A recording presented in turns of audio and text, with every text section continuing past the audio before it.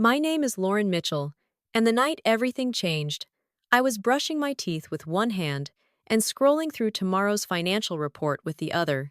It was supposed to be a normal Thursday routine, quiet, a little cold. That's how most endings start, I guess, not with thunder, but with stillness. Drew, my husband of 6 years partner for almost 12, was in the shower. His iPhone was on the counter beside mine screen, lit up from a notification. At first I didn't think much of it. Then I saw the name Samantha Blake. I didn't know a Samantha. The message preview read, "I've packed the red lingerie and that French wine you like. Counting the minutes until the coast, babe." I stood there frozen. Not crying and not screaming. Just still. The toothbrush vibrated in my mouth, but I had already stopped moving. Behind the frosted glass water rushed down Drew's back like it had so many times before, ordinary mundane. I stared at the screen until it faded to black. I didn't unlock the phone. I didn't need to.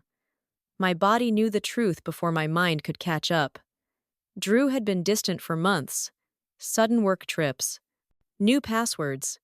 Laughing at texts he wouldn't explain. I chalked it up to stress, boredom, and the ebb and flow of a long marriage. I even told myself, maybe you're the one pulling away, Lauren. But in that moment, all the excuses evaporated. That message was my confirmation. I rinsed, wiped my face, and stepped out of the bathroom like nothing had changed, even though everything had. Drew stood at the mirror adjusting his tie. "Got a leadership summit in Big Sur this weekend," he said, casually meeting my eyes in the mirror. I nodded. "Take a jacket. It gets cold out there," he smiled. I didn't. That night, Drew fell asleep fast, like always after his tennis match and scotch. I sat beside him, my pulse steady. Quietly, I lifted his hand and placed his index finger on the phone. Click. It opened. I spent 2 hours reading through messages I wasn't supposed to see. Her name was Samantha Blake, 37, regional manager for a pharmaceutical brand. Not some young office fling, no, she was polished, experienced, and married. To a man named Jonathan Blake. One message, dated a few weeks back, read, "John's away for a project consult in Oregon. Coast House is all ours. Bring your favorite suit. Or don't." I Googled him. Jonathan Blake. 42. Award-winning landscape architect based in Bend. His LinkedIn profile had a warm smile and the kind of tired eyes that make you wonder what he's been carrying alone. I didn't sleep. I couldn't. Every word between Drew and Samantha felt like a nail in a coffin, ours. By morning, I was gripping my phone, rewriting the same message over and over before finally sending, "Hi, Jonathan. My name is Lauren Mitchell. I believe your wife Samantha and my husband Drew are having an affair. I have evidence. If you're open to a conversation, here's my number." I sat at my desk, hands clammy, heart pounding. 3 hours passed. Then my phone rang. This. Lauren. His voice was calm but thin like stretched glass. "Yes," I said, voice trembling. "Then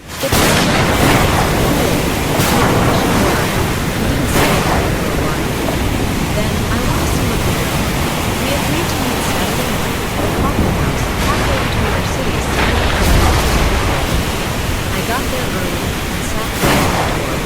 When Jonathan walked in, I recognized him as a baby grin and a face that had aged more from disappointment than time. No, just quiet. I slid my phone towards him, opened the messages. Then he stopped a picture of a bottle of Pinot Noir, same vintage he'd once posted about in a beach house celebration photo. "I designed that deck," he whispered, eyes closed. "I'm sorry," I said quietly. "She always told me she hated wine," he murmured. "I guess she was just saving it for someone else." We sat there, two strangers bound by the same betrayal.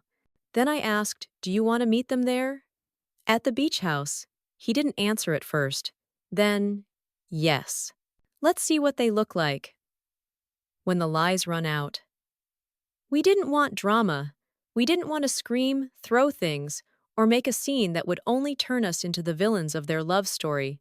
We wanted something simpler, quieter, just the truth like a mirror they couldn't look away from. Jonathan and I agreed to meet again early Sunday morning. We'd get there first, before Drew and Samantha arrived for their little escape. According to the messages I'd read, they were due at the beach house on the Oregon coast around 5:30 p.m. We planned to be inside and waiting by noon. The house was in Manzanita, tucked among the cliffs and trees facing the Pacific. A house I'd never seen in person, though I recognized it from photos Drew had taken on business trips. It was Samantha and Jonathan's house, or had been. She still used it. He hadn't been back in over a year. I arrived first. The sky was sharp blue, the air brisk with salt and cedar. The drive had given me too much time to think, but by the time I turned into the gravel driveway, my mind was clear. I stepped out of the car and stood still, breathing in the silence. Jonathan's dark green SUV pulled in minutes later. He stepped out holding 2 coffees. "I didn't know how you take yours," he said, "so I brought options." "I haven't decided how I take anything anymore," I replied with a faint smile. "But thank you." The house creaked as we opened the door. Sunlight streamed through wide glass panels onto the wooden floors Jonathan had once chosen for their warmth. He walked through it slowly, like someone visiting a memory. "She picked the wall color," he said, running his fingers across a textured ivory surface. Said it reminded her of sand at low tide. We didn't cry. We didn't say much. We just started preparing silently, efficiently. We arranged the living room carefully. 2 chairs side by side for us facing the door. 2 others across from us for them. The lighting was dim but warm. Jonathan brought out a bottle of Pinot from the kitchen, Samantha's favorite. I set out 4 wine glasses on the table, which Drew used to claim was too fancy for real life.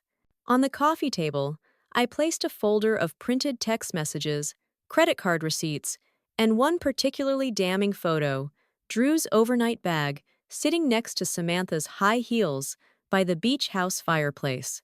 "This is theatrical," I said, stepping back to assess our setup. Jonathan shook his head. "Number. It's deliberate. You can't argue with reality when it's laid out in front of you." I glanced at the fireplace.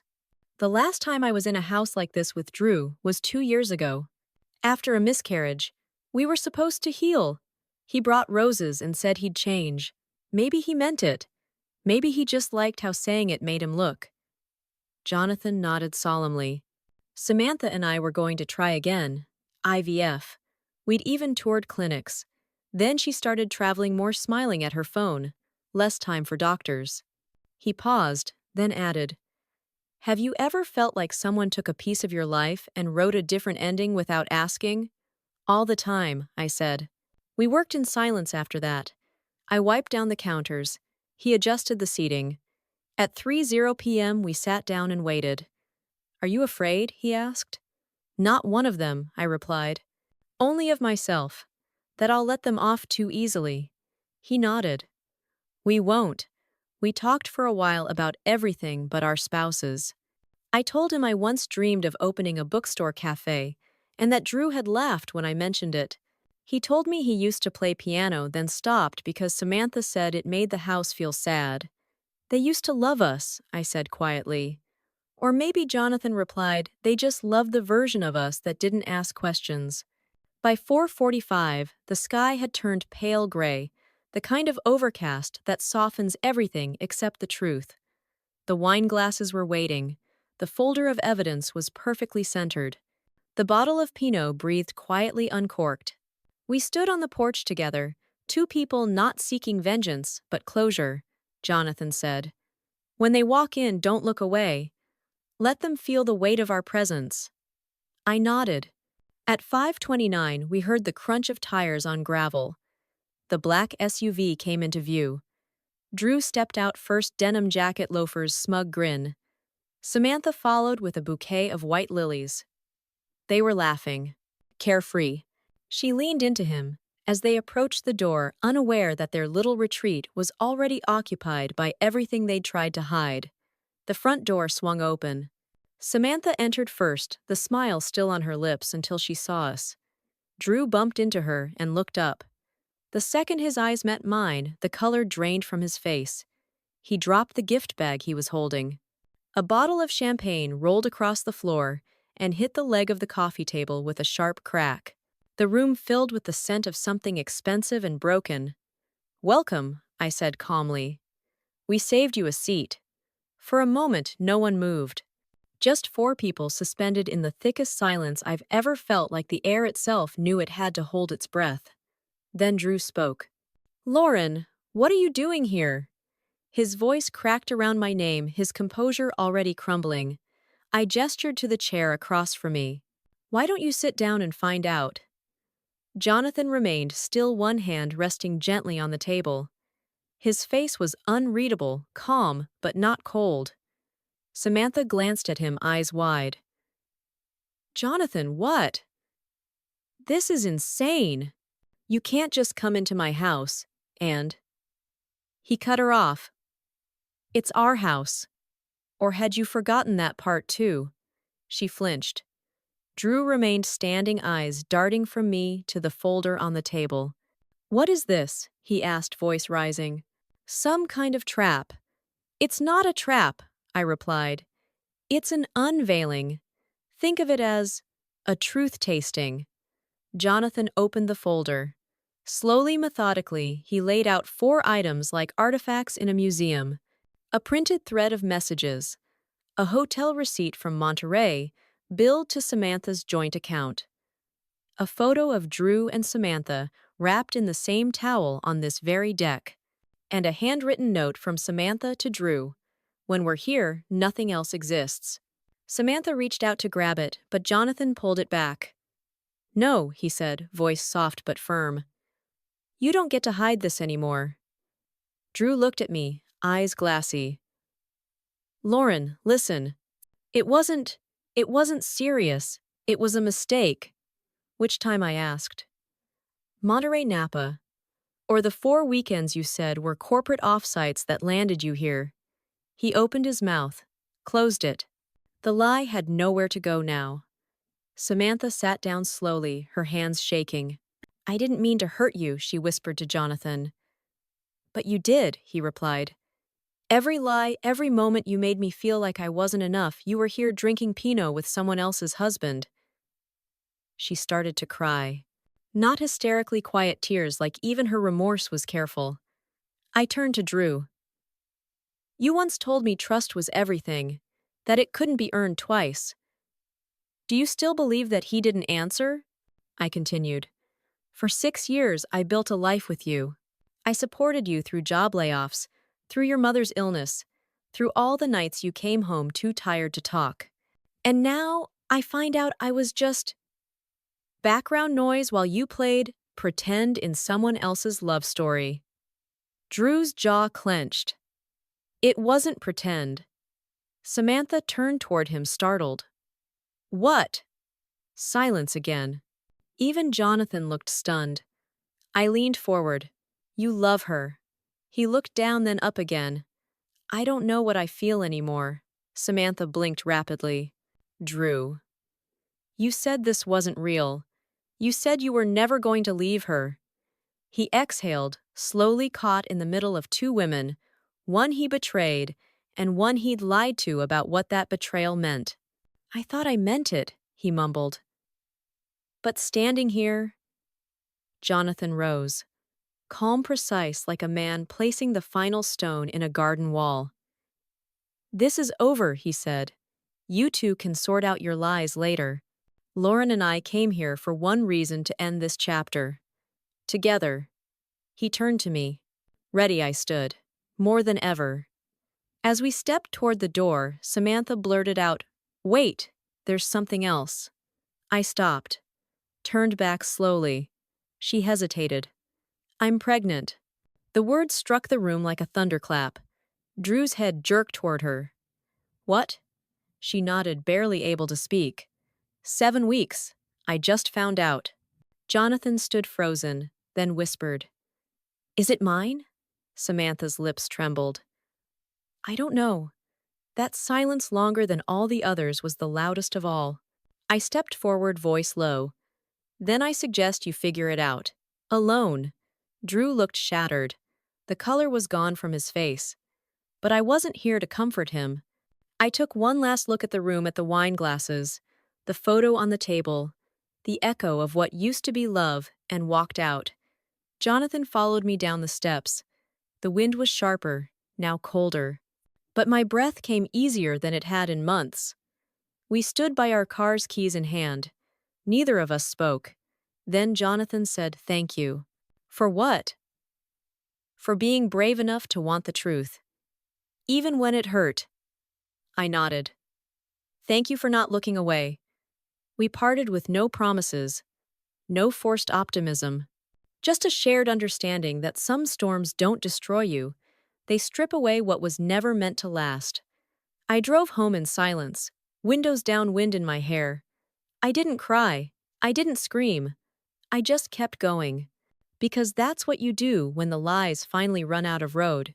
You drive forward toward yourself. They say betrayal feels like a knife, but that's too clean, too quick. What I felt was slower, like drowning in memories that suddenly meant nothing. I used to think love meant loyalty. That if you gave enough, supported enough, waited long enough, the other person would eventually see your worth. But Drew never truly saw me. He only saw a version of me that made his life easier. And when I stopped fitting that mold, he found someone else to play the part. The truth is, I didn't lose a husband, I lost an illusion. And in its place, I found something harder, but more honest, myself. The weekend at the beach house was painful, messy, awkward. But it was also necessary. Jonathan and I didn't set out to humiliate them. We didn't want revenge. We wanted honesty. And we got it more than we expected, even. Samantha's pregnancy was a twist I hadn't prepared for. But it no longer felt like my burden to carry. That chaos belonged to them now. After the confrontation, I filed for divorce. Quietly. No headlines. Just paperwork, keys exchanged, and my name, Lauren Elise Ralston, etched back onto the mailbox of a life I was rebuilding on my terms. I took a leave from the firm and started volunteering at a local women's shelter, offering financial planning help. I needed purpose, and helping others regain control reminded me I still had mine. I haven't spoken to Drew since. Sometimes I wonder about Jonathan. Whether he ever picked up the piano again. Whether he's healing in his quiet way. But mostly I don't look back. Because the best thing I ever did wasn't catching the lie. It was refusing to stay in it. And that's where my real story begins. The life after 6. Months after that weekend, the beach house was sold. The keys were exchanged in a sterile notary office. No goodbyes, no lingering looks. Just signatures, ink drying over what used to be love. I didn't attend the final walkthrough. I didn't need to. That place, once a dream Drew and I built together, had become a monument to betrayal, and I was done visiting it. Now my mornings start in a smaller space with bigger windows, the kind of light that doesn't hide anything. My bed isn't shared. My closet holds only clothes I love. The silence is rich, not lonely, but full of decisions that belong entirely to me. Drew tried to call once. I didn't answer. The message he left was rambling, apologetic, unsure, ending with, "I hope you find what you deserve." Funny thing is, I already have. I never asked what became of his relationship with Samantha. Jonathan mentioned once that the paternity test came back negative. The baby wasn't his. I remember hearing it and feeling nothing. Not satisfied, not pain. Just air moving past a closed door. Jonathan and I keep in touch. Sparse texts. The occasional forwarded article about betrayal, forgiveness, or gardens blooming in strange places. We haven't seen each other since that weekend, but there's a kind of quiet respect that lingers. We walked through the fire side by side, and then we each went our own way. And that's okay. I still wear my ring, not the wedding band. That's buried in a drawer somewhere, tangled in paperwork and the ghosts of old promises. This one's new. A small silver ring I bought on a Tuesday from a woman at a street market who said it was meant for someone rebuilding. It rests on my middle finger, not as a symbol of commitment to anyone else, but as a reminder that I am worth protecting, worth choosing, every day. Some evenings I take long walks past the cliffs near La Jolla. The wind tangles my hair, the sea hums below, and I watch couples pass by arms linked voices low. I don't envy them. I used to believe a relationship was the prize. Now I know clarity is, peace is, self-respect is. If love comes again, it will have to be different. Quieter, braver. Built not on fantasy, but on truth told even when it hurts. Until then, I live. Not cautiously, not bitterly, but freely. And that more than anything is how I know I survived. Because I no longer need anyone else to finish my story. I am both the author and the ending, and I've never been more certain of the woman I've become. They say betrayal changes you, and they're right, but not in the way you think. It's not just about the pain or the anger, it's the silence afterward. The part where you sit alone with your memories and realize how much of your life was built on a lie. Drew didn't just cheat. He broke the version of myself I had been clinging to, the wife who made excuses, who smoothed over discomfort, who accepted crumbs and called it love. But that weekend at the beach house wasn't about revenge. It was about choosing the truth, about stepping into the light even when it burned. Confronting Drew and Samantha wasn't easy. Watching the panic on their faces, hearing their stammered explanations, it didn't feel victorious. It felt necessary. And afterward, when the storm passed, I didn't feel empty. I felt free. Free to grieve, to rebuild, to become someone who no longer whispers her needs or doubts her worth. I filed for divorce. I moved into a space that feels like mine. I stopped asking questions that never had honest answers. I haven't seen Jonathan since that weekend, but I think of him often, not as a love interest, but as a mirror. A reminder that even in heartbreak, there's dignity. Even in pain, there's the possibility of grace. The truth didn't ruin me. It remade me. And I no longer define my life by what I lost, but by what I reclaimed: clarity, calm, and the courage to never again abandon myself for someone else's comfort. My story didn't end at betrayal. It began with my decision to walk away from it. And that, more than anything, is what I'll carry forward.